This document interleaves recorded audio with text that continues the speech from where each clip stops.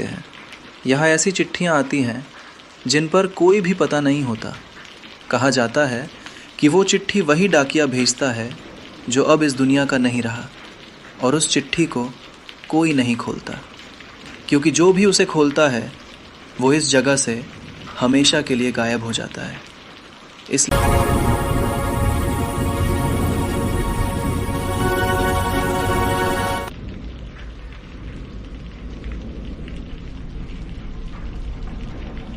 अंधेरी रात थी। आसमान से मूसलाधार बारिश टूटकर गिर रही थी। तेज हवाएं ऐसे चीख रही थी मानो किसी अनजाने खतरे का इशारा कर रही हो। पेड़ों की डालियां डरावनी आवाज के साथ इधर उधर झूल रही थी।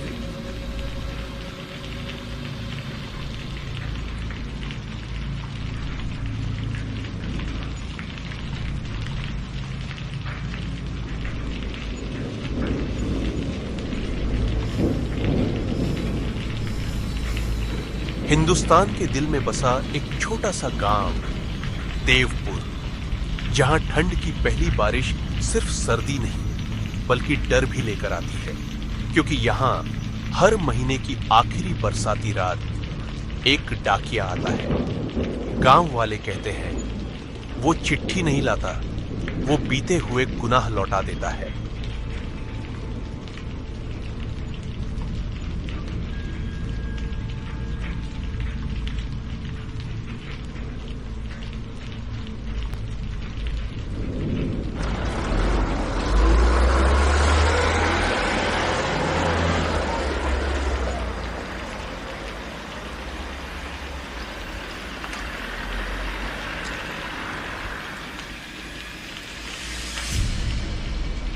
एक जर्जर बस रुकती है। बस से उतरता है अद्वैत शर्मा, उम्र करीब 28 साल, आंखों में ईमानदारी, कंधे पर बैग।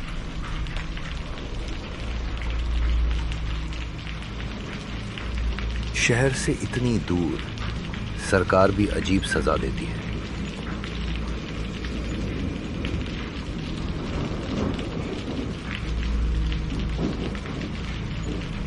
अजीब जगह है ये। आसपास कोई भी दिखाई नहीं दे रहा।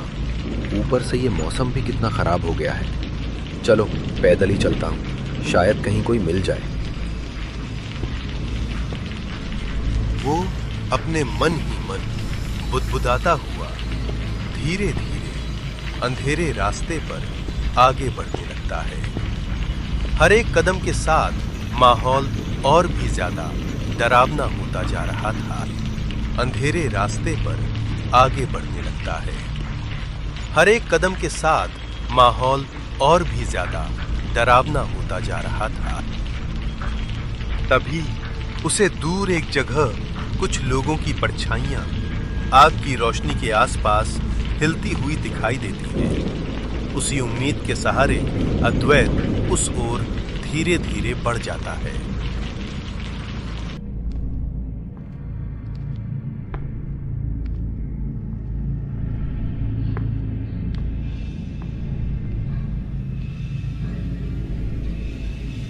नमस्ते काका, मैं अद्वैत, नया डाक निरीक्षक।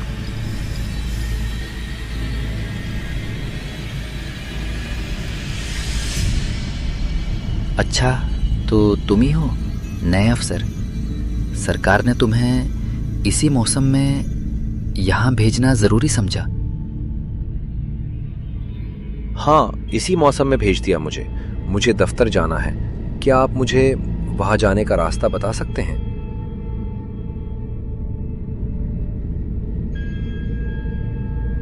अरे बाबू, दफ्तर तो शाम होने से पहले ही बंद हो जाता है।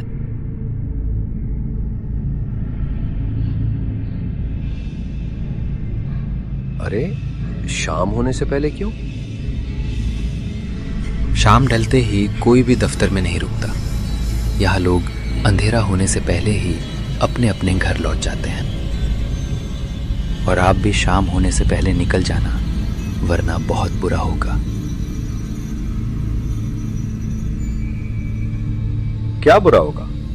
और ये डाक खाना है या कोई भूत बंगला? अरे बाबू, आप बस इतना जान लो कि आप कोई भी ऐसी चिट्ठी मत खोलना जिस पर कोई पता ना हो, बस। ठीक है, ध्यान रखूंगा। और क्या अब आप मुझे वहां तक छोड़ देंगे? ठीक है, चलो। फिर वो दोनों वहां से निकल पड़े दफ्तर की ओर।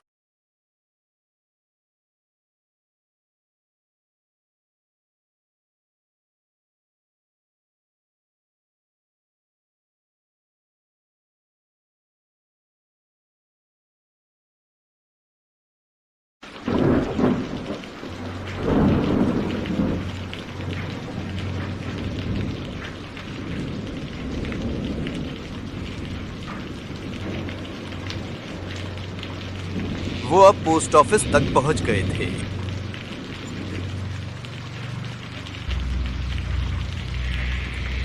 अब अफसर का नया पल शुरू होने वाला था। इस दफ्तर को देखकर वो सोच रहा था कि यहां से आगे क्या करने वाला है।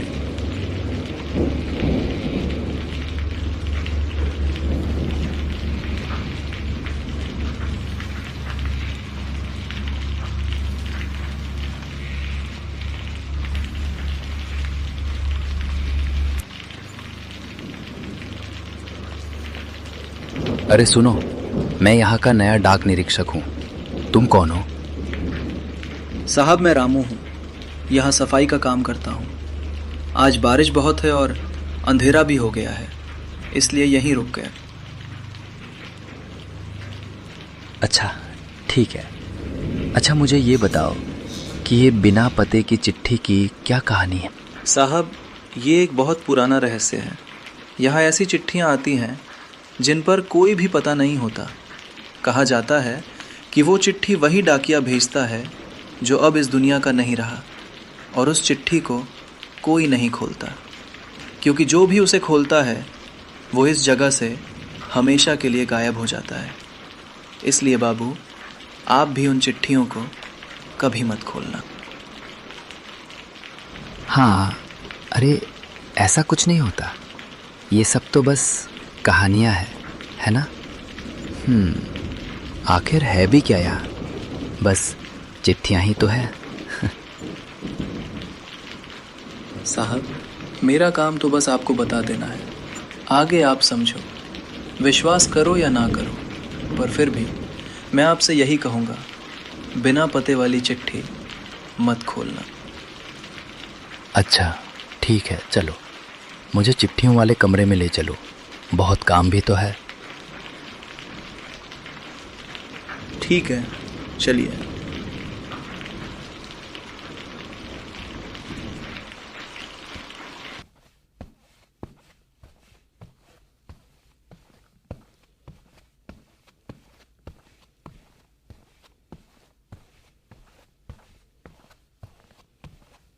ये सब क्या है? इतनी गंदगी, और ये सब ऐसे बिखरा हुआ क्यों है? ये सब साफ करो। यहाँ कोई आता जाता नहीं है। आप आए हैं तभी ये कमरा खुला है, वरना इसे हमेशा बंद ही रखा जाता है, क्योंकि यहाँ वही डरावने डाकिया की चिट्ठियां हैं। चलो ठीक है, तुम जाओ, मैं देखता हूं।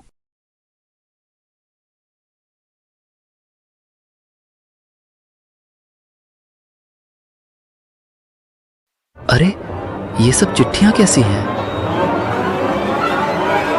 उस चिट्ठी को पढ़ते ही अधिकारी के चेहरे का रंग उड़ गया, क्योंकि उस कागज पर साफ साफ लिखा था, मैं तुम्हें मार दूंगा। उस चिट्ठी को पढ़ने के बाद वह पूरी तरह घबरा गया। उसके हाथ कांपने लगे, दिल जोर जोर से धड़कने लगा।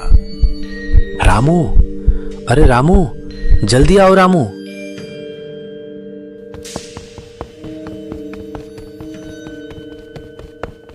रामू दौड़ता हुआ आता है। क्या हुआ साहब, आप इतने घबराए हुए क्यों लग रहे हैं? सब ठीक तो है ना? आखिर हुआ क्या है साहब? रामू, वो चिट्ठी, उसमें लिखा है, वो मुझे मार देगा रामू। साहब, आपने बहुत बड़ी गलती कर दी। उस चिट्ठी को खोलकर। अब वो आ रहा है साहब, और इस बार वो आपको भी मार देगा। नहीं नहीं, ऐसा नहीं हो सकता। रामू, मुझे बचा लो, मुझे छुपा लो रामू, मैं मरना नहीं चाहता। साहब, अब घबराने का वक्त नहीं है। अब सिर्फ एक ही आदमी आपकी मदद कर सकता है, गांव के काका। चलिए साहब, जल्दी चलिए, अब हमारे पास वक्त बहुत कम है, एक पल भी जाया नहीं कर सकते।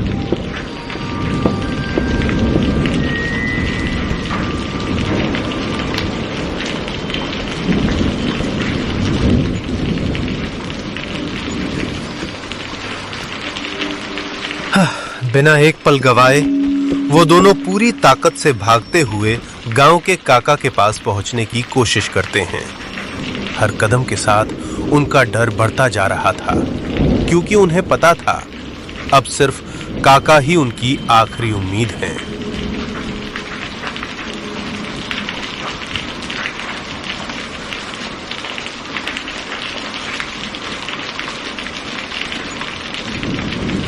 काका, काका, मैं रामू हूँ, बाहर आइए काका, बहुत बड़ी परेशानी आ गई है, जल्दी कीजिए काका, हमारी मदद कीजिए। क्या हुआ? इतनी भयानक बारिश में यहाँ क्यों आए हो? बताओ रामू। काका साहब ने वो बिना पते वाली चिट्ठी खोल दी। अब वो डाकिया उनकी जान लेना चाहता है। वो आ रहा है, मुझे उसकी आहट सुनाई दे रही है। अरे, ये तुमने क्या कर दिया है? साहब, अब उससे बचने का कोई रास्ता नहीं बचा। बस एक ही उपाय है, उसका सामना करना और उसे हमेशा के लिए मुक्ति देना। मैं उसका सामना करूंगा, उस भूतिया डाकिए का, पर उसे मुक्ति कैसे दिलाऊंगा मैं? डर मुझे रोक नहीं सकता। अगर सामना करना ही रास्ता है तो मैं पीछे नहीं हटूंगा, चाहे सामने मौत ही क्यों ना खड़ी हो। अफसर काका से सारी बातें सुनकर बरगद के पेड़ के नीचे जा बैठता है। वो उस डाकिये के आने का खामोशी से इंतजार करने लगता है। आज या तो मैं रहूंगा या वो भूतिया डाकिया। अचानक हवाएं तेज हो जाती हैं। हवा का हर झोंका कुछ अजीब सा महसूस कराने लगता है। पत्ते कांपने लगते हैं, बरगद की जड़ें करा उठती हैं, और तभी अंधेरे के बीच से वो आता है, भूतिया डाकिया।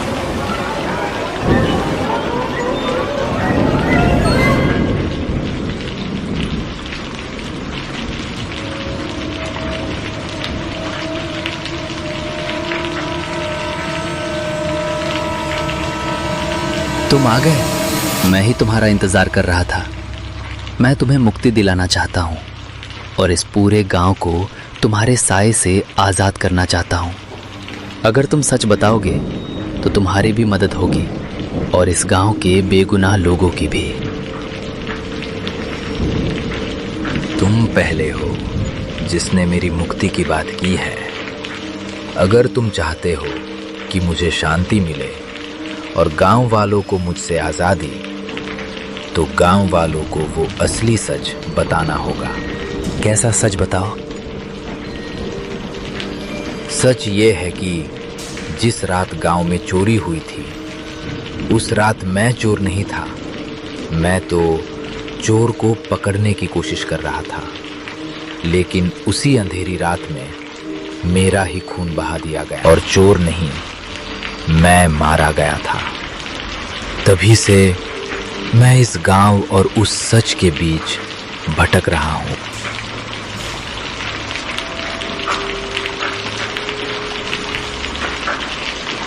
ठीक है, मैं कल ही सुबह होते ही सारे गांव वालों को इकट्ठा करके बताऊंगा, पर तुम्हें वादा करना होगा तुम तब चले जाओगे। उस भूतिया डाकिया से किया गया वादा निभाते हुए अगली ही सुबह होते ही डाकिया अफसर पूरे गांव को इकट्ठा करता है। भरी हुई आंखों और कांपती आवाज में वो उस रात का पूरा सच गांव वालों के सामने रख देता है। वो बताता है कि उस रात चोरी नहीं हुई थी, बल्कि एक निर्दोष डाकिया चोर को पकड़ने की कोशिश में अपनी जान गंवा बैठा था। ये सच सुनते ही गांव पर जैसे सन्नाटा छा जाता है।